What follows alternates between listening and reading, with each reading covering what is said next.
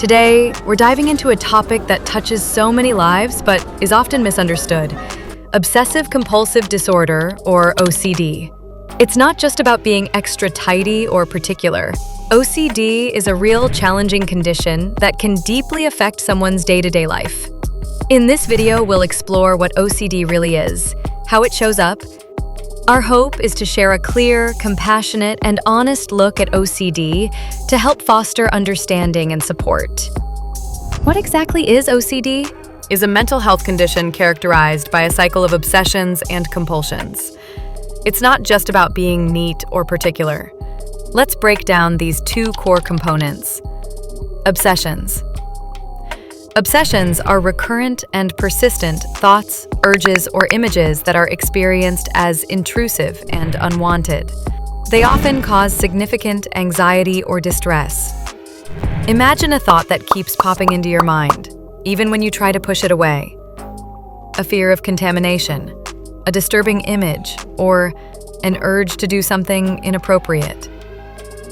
These aren't just everyday worries.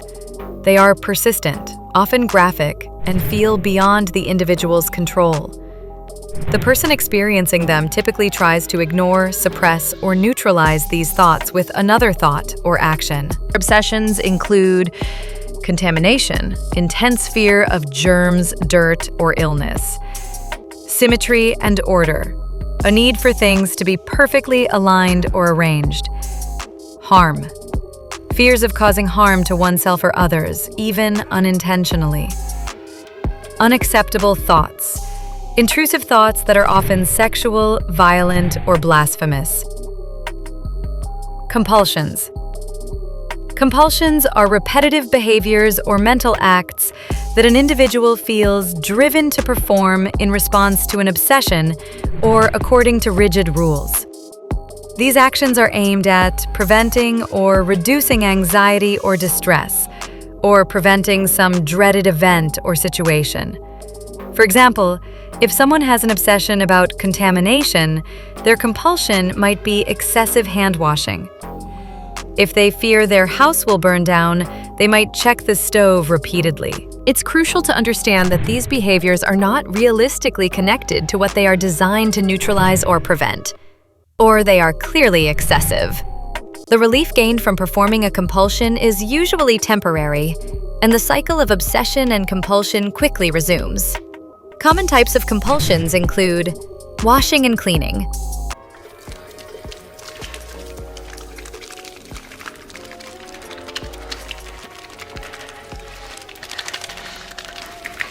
excessive hand washing, showering, or cleaning objects.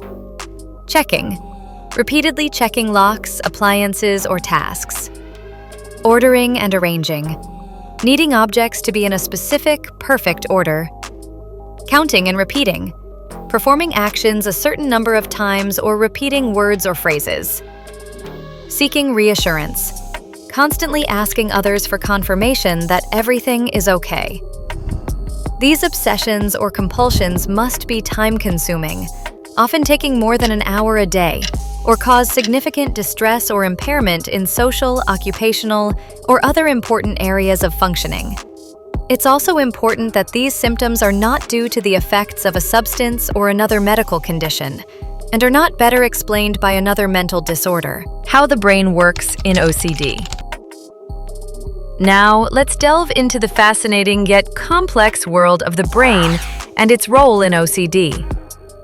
Research has shown that OCD is not just a psychological phenomenon, it has a significant neurobiological basis.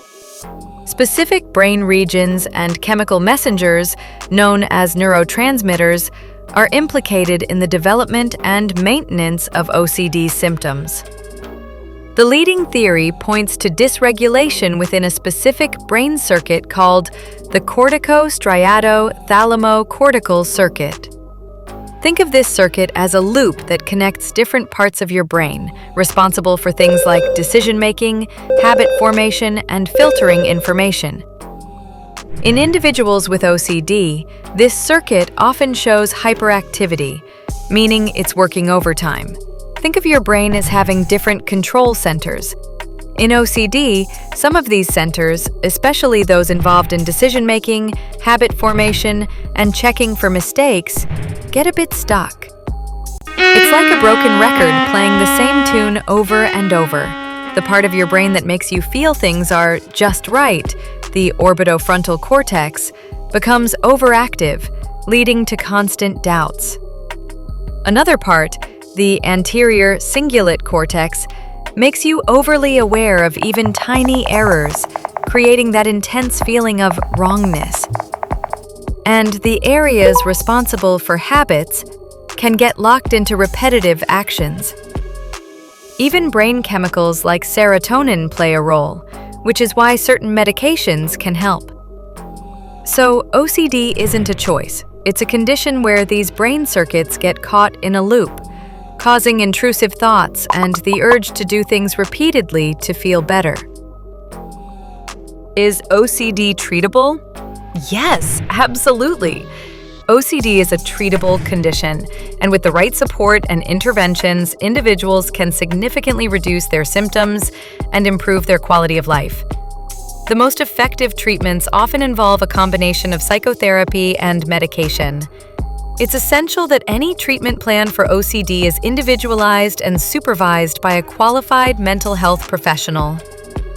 Recovery is a journey, but it is absolutely possible.